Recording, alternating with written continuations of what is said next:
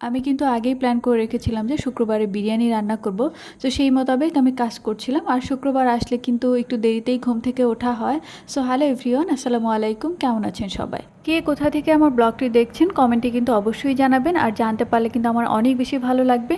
তো ঘুম থেকে ওঠার পরই আমি আমার বেডটা গুছিয়ে ফেলি। গুছিয়ে ফেলার পর ঘর ঝাড়ু দিয়ে ফেলি। শুক্রবার হলেও আমার হাজব্যান্ড বাইরে চলে গিয়েছিল, কারণ তার একটা কাজ পড়েছিল। আর আমি মাংসটাকে কিন্তু আগে থেকেই কেটে কুটে ফ্রিজে ধুয়ে রেখে দিয়েছিলাম। তো শুধু ফ্রিজ থেকে বের করেছি আর বরফ ছাড়িয়ে নিয়েছি।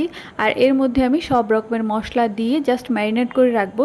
তারপর আমি আমার বাকি কাজগুলি করব। বিরিয়ানি মশলা থাকার কারণে কিন্তু রান্না করা এখন অনেক বেশি ইজি হয়েছে। এখানে এক্সট্রা আলাদা করে তেমন কোনো মশলা অ্যাড না করলেও চলে। আমি এখানে জাস্ট অ্যাড করেছিলাম আদা পেস্ট, রসুন পেস্ট আর কাঁচা পেঁয়াজ কিছুটা। আর বেরেস্তা করা পেঁয়াজ সেটা আমি চিনি দিয়ে মেখে একটু ভেঙে দিয়েছিলাম। তারপর আমি বিরিয়ানি মশলাটা এখানে অ্যাড করেছি পরিমাণ মতো। এভাবে ম্যারিনেট করার পর আমি 10 থেকে 15 মিনিটের জন্য ঢাকনা দিয়ে রেখে দিয়েছিলাম। আর এদিকে আমার হাজব্যান্ড বাইরে থেকেও চলে এসেছে। সে গোসল করে বাইরে যাবে। সে বলতেছিল আজকে সে দুপুরে খাবে না। সে বলতেছিল যে সে নামাজ পড়ে বাইরে চলে যাবে, সে বাসায়ও আসবে না। আর এটা একটা সাডেন ডিসিশন ছিল, সেই কারণেই কিন্তু তাকে চলে যেতে হচ্ছে।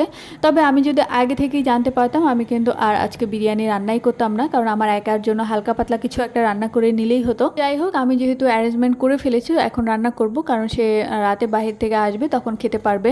তো সে চলে যাচ্ছে নামাজে। আর এখান দিয়ে সিজুও হচ্ছে বাইরে যাওয়ার জন্য পাগল হয়ে গেছে, তার ঘাড়ে উঠেছে, সে আর নামতেই চাচ্ছে না। আমি অনেকটা জোর করে তাকে নামিয়ে নিয়েছি। যাই হোক, আমার হাজব্যান্ডকে বিদায় দেওয়ার পর আমি এখানে আলু ছিলে নিচ্ছি। বিরিয়ানিতে আলু দিতে হবে এটা আমি ভুলেই গিয়েছি। আর বিরিয়ানিতে আলু না হলে কি হয়, বিরিয়ানির কিন্তু আলু খেতেই বেশি মজা। তো আমি এখানে একটা আলু দিচ্ছি। আলুটাকে আমি পিস পিস করে কেটে নিচ্ছি। তারপর একটু তেল দিয়ে হালকা একটু লবণ দিয়ে ভেজে নিব। আর এদিকে কিন্তু আমি প্রেশার কুকারে বিফটাও বসিয়ে দিয়েছি। প্রেশার কুকারে দেওয়ার কারণে এটা কিন্তু খুব জলদি হয়ে যাবে। তারপর আমি এখানে চালটা মেপে নিয়েছি। আর এটাকে আমি এখন ভালো মতো ওয়াশ করে পানি ঝরাতে দেবো। আর এদিকে কিন্তু আমি চালের পানিটা ফেলে দিইনি। আমি এই পানিটা সব সময় আর কি গাছের গোড়া দিই, মানে যখন আর কি মনে পড়ে চালের পানি অথবা ডালের পানি, সেটা আমি গাছের গোড়ায় দিই। এতে করে গাছের যে গ্রোথ এটা অনেক বেশি বৃদ্ধি পায়। আর এই ফাঁকে আমি কিন্তু আমার শাওয়ারটা সেরে নিয়েছি। আর শাওয়ারে যাওয়ার আগে কিন্তু আমি বিরিয়ানিটা বসিয়ে দিয়েছি। তো এখন জাস্ট আমি ঢাকনাটা খুলে এখানে কিছুটা ঘি অ্যাড করব। আর এই যে ছিদ্রটা আছে এই ছিদ্রটা বন্ধ করে দেবো, কারণ এখান থেকে বাষ্প বের হচ্ছিল। কারণ বিরিয়ানিটা কিন্তু এখন অনেকটা সময় দমে রাখতে হবে।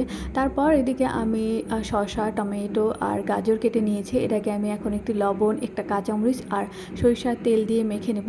আমার রান্না কিন্তু একদমই রেডি। তো আমাকে আজকে একা একাই খেতে হবে, যেহেতু আমার হাজব্যান্ড বাইরে। সো এটাকেও আমি এনজয় করছি। প্রথম না যে ফ্রাইডেতে সে বাইরে, মাঝে মাঝেই শুক্রবারে তার কাজ থাকে, যখন আমাকে একাই বাসায় থাকতে হয়। আর নর্মাল ডেতে তো আমি একাই থাকি বাসায়, তো এটা আর নতুন করে তেমন কোনো খারাপ লাগার বিষয় না। তো আমি এখানে আমার প্লেটে বেড়ে নিয়েছি। আমি একটু জাস্ট ক্লিপ নিচ্ছিলাম। ক্লিপ নেওয়ার পরে আমি কিন্তু খেতে বসে গেছি। আর আমার কিন্তু অনেক বেশি ক্ষুধা লাগছিল। তো আমি এখানে বসে পড়েছি খাওয়ার জন্য। এই ছিল আমার ফ্রাইডে স্পেশাল ব্লগ। দেখা হবে অন্য কোনো ভিডিও। তো সেই পর্যন্ত সবাই ভালো থাকবেন, সুস্থ থাকবেন।